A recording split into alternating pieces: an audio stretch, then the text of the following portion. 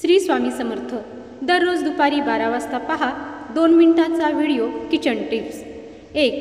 ग्रेव्हीसाठी आले लसूण पेस्ट तयार करताना लसणाचे प्रमाण नेहमी 60% आणि आले 40% असावे, कारण आले हे तिखट असते। ही पेस्ट पदार्थाला अधिक स्वादिष्ट बनवते। 2.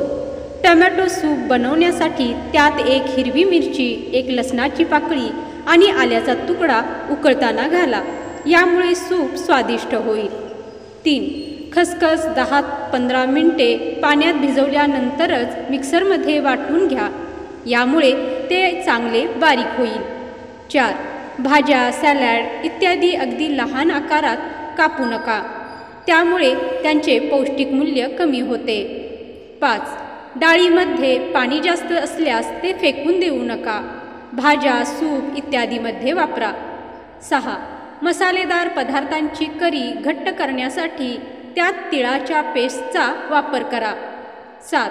डोसा कुरकुरीत करण्यासाठी त्यात पोह्याचा चुरा मिसळा। 8. दूध उकळण्यापूर्वी पातेल्यात थोडं थंड पाणी घाला, दूध खाली लागणार नाही। 9. हिरव्या पालेभाज्या लोखंडी कढईत शिजवा, त्यामुळे लोहाचे प्रमाण वाढते। 10. तांदूळ शिजवताना लिंबाचा रस घाला, भात पांढरा होतो। 11.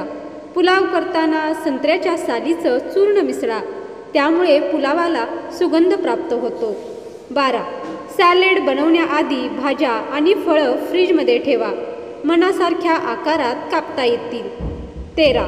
रस्सा दाट स्वादिष्ट होण्यासाठी शेंगदाण्याचं कूट, नारळाचा चव मिक्सरला करून रश्श्यात घालावा।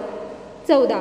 भाज्या किंवा फळे 4-5 तास आधीपासून कापून ठेवू नयेत, यात असलेले व्हिटॅमिन सी आणि बी कॉम्प्लेक्स व्हिटॅमिन नष्ट होतात, म्हणून भाजी करतेवेळी आणि फळे खाणार असाल तेव्हाच कापावी। वेळेचा अभाव असल्यास फळे, भाज्या आधीच कापून ठेवायच्या असतील तर त्या फ्रीजमध्ये व्यवस्थित बंद करून ठेवा।